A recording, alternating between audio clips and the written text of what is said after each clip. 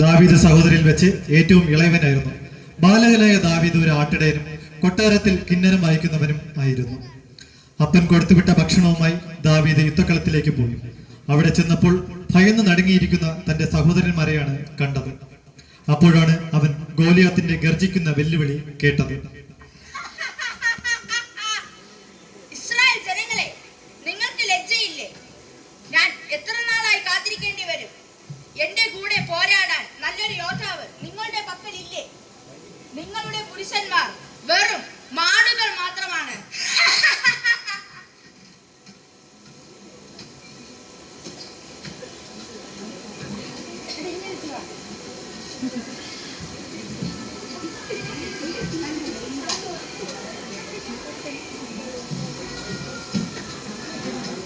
നമ്മെ എല്ലാം വധിക്കുമെന്ന് തോന്നുന്നു.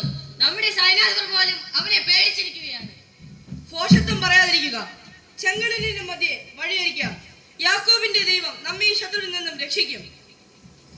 അതാ ദാവീദ് അങ്ങയുടെ ക്ഷേമം അന്വേഷിച്ച് വന്നിരിക്കുന്നു. ജ്യേഷ്ഠ, ദാവീദേ, എന്താണ് ഇവിടെ നടക്കുന്നത്? അയാളുടെ വെല്ലുവിളി നേടാൻ ഈ രാജ്യത്ത് ഒരാൾ പോലും ഇല്ലേ? അവരോട് പോരാടി ജയിക്കാൻ നമുക്കാവില്ല. അവർ നമ്മെക്കാളും ബലവാനും അതിശക്തനുമാണ്. നമ്മൾ തോറ്റാൽ എന്നേക്കുമായി ഈ രാജ്യം നഷ്ടമാകും. അത് ശരിയല്ല. ആ മനുഷ്യൻ നമ്മുടെ രാജ്യത്തെയും രാജാവിനെയും ദൈവത്തെയാണ് അപമാനിക്കുന്നത്. ഞാൻ അവനുമായിട്ട് പോരാടും. ഞാൻ അവനെ തോൽപ്പിക്കും. പ്രിയപ്പെട്ട അനിയ, നീ ധൈര്യശാലിയാണ്, പക്ഷേ മണ്ടത്തരമാണ് പറയുന്നത്. നീ ആട്ടിടയനാണെങ്കിലും നീ ഒരു യോദ്ധാവല്ല. നീ കിന്നരവായന സമൃദ്ധനാണെങ്കിലും നിനക്ക് വാളെടുക്കാൻ അറിയില്ല. നീ വീട്ടിലേക്ക് തിരിച്ചു പോകും. അതൊരു പക്ഷേ ശരിയായിരിക്കാം. ഞാൻ ഇപ്പോൾ പോകുന്നു, പക്ഷേ ഞാൻ തിരിച്ചു വരും. രാജാവിൽ നിന്ന് അനുവാദം വാങ്ങി ആ രാക്ഷസനോട് പോരാടി ജയിക്കും. ഇതെന്റെ ആത്മവിശ്വാസമാണ്. എന്റെ ശക്തിയും ആത്മവിശ്വാസവും എല്ലാം എന്റെ ദൈവമാണ്.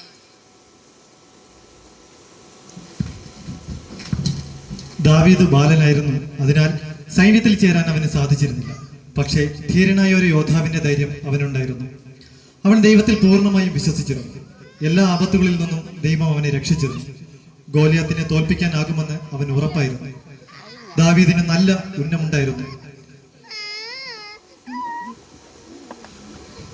അവന്റെ കയ്യിൽ എല്ലായ്പ്പോഴും ഒരു കവണ ഉണ്ടായിരുന്നു. യുദ്ധക്കളത്തിലേക്ക് പോകുന്ന വഴിക്ക് ഒരു പുഴ കടന്നപ്പോൾ അവിടെ ഉണ്ടായിരുന്ന വെള്ളാരം കല്ലുകൾ പെറുക്കിയെടുത്ത് ഒരു പൊതിയിൽ സൂക്ഷിച്ചു വച്ചു. അവിടെ വെറുമൊരു കവണയുമായി ഗോലിയാത്തിനെ നേരിടാൻ ദാവീദ് യുദ്ധക്കളത്തിൽ എത്തി. അവൻ ഗോലിയാത്തിന്റെ മുഴങ്ങുന്ന വെല്ലുവിളി കേട്ടു.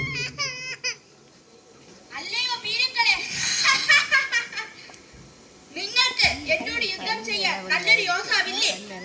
ഇല്ലെങ്കിൽ ഞാൻ നിങ്ങളുടെ അടുത്തേക്ക് വന്ന് ഓരോരുത്തരെയും കൊല്ലുന്നതായിരിക്കും. 40 ദിവസം കഴിഞ്ഞു. എന്റെ ക്ഷമയെ പരീക്ഷിക്കരുത് ഇനിയും.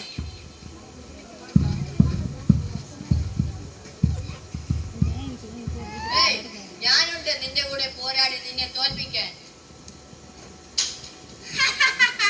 നീ നല്ല തമാശക്കാരനാണ് ബാലക. വീട്ടിലേക്ക് തിരിച്ചു പോവുക, അല്ലെങ്കിൽ ഞാൻ നിന്നെ ചവിട്ടി കൊല്ലുന്നതായിരിക്കും. പമ്പര വെട്ടി, ഞാൻ എങ്ങോട്ടും പോകുന്നില്ല. നിന്നെയായിട്ട് പോരാടി നിന്നെ തോൽപ്പിക്കും. കുറെ ദിവസങ്ങളായി നീ ഞങ്ങളുടെ രാജ്യത്തെയും രാജാവിനെയും ദൈവത്തെ അപമാനിക്കുന്നു. ഇങ്ങനെയൊക്കെ പറയാൻ നീ ആരാണ്? നിന്റെ ഒരു ദൈവം എന്റെ നേരെ യുദ്ധം ചെയ്യാനായി ഒരു വടിയും കവണയുമായി വന്ന് ഞാൻ ആര്? വല്ല ചള്ളു പട്ടിയോ അതോ ഇത്തിരി പോന്ന പക്ഷിയോ? വാളും കുന്തവും ചാട്ടോളിയുമായി നീ എന്നെ നേടാൻ വരുന്നു.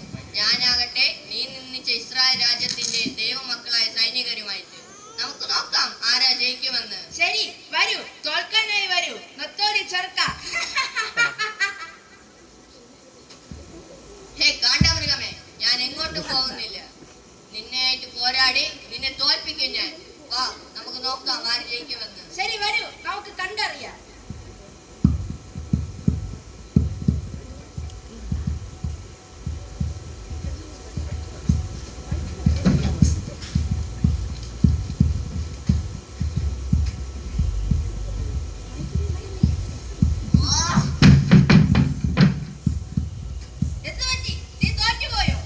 ഇല്ലടാ, ഞാൻ വരുന്നു.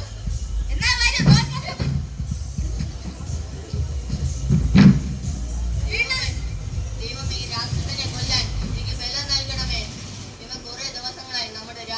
രാജാവിനെ ദൈവത്തെ അപമാനിക്കുന്നത്. ഇവനെ കൊല്ലാൻ എനിക്ക് ബലം നൽകണമേ. എണീറ്റ് വരൂ ബാലക. നിന്റെ ശക്തി എന്താ ചോർന്നു പോയോ? ആ!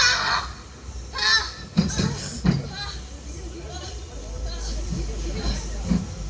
എന്താ നീ തോറ്റുപോയോ? എണീക്കാൻ പറ്റുന്നില്ലേ? നിന്നെ തോൽപ്പിച്ചിരിക്കുമോടാ? കുറെ ആരെയും ബലവർത്തി കാണരുത്. നിന്റെ ബലത്തിന് മുന്നിൽ നീ എന്റെ ബലം കുറച്ച് കണ്ട അന്ന് നീ തോറ്റു. കർത്താവിന് കൊടുത്ത ഞാൻ വാക്ക് ഞാൻ പാലിച്ചിരിക്കുന്നു. ഇസ്രായേൽ രാജ്യം ജയിച്ചിരിക്കുന്നു. അവനെ വെടിവെക്കണം. ഓ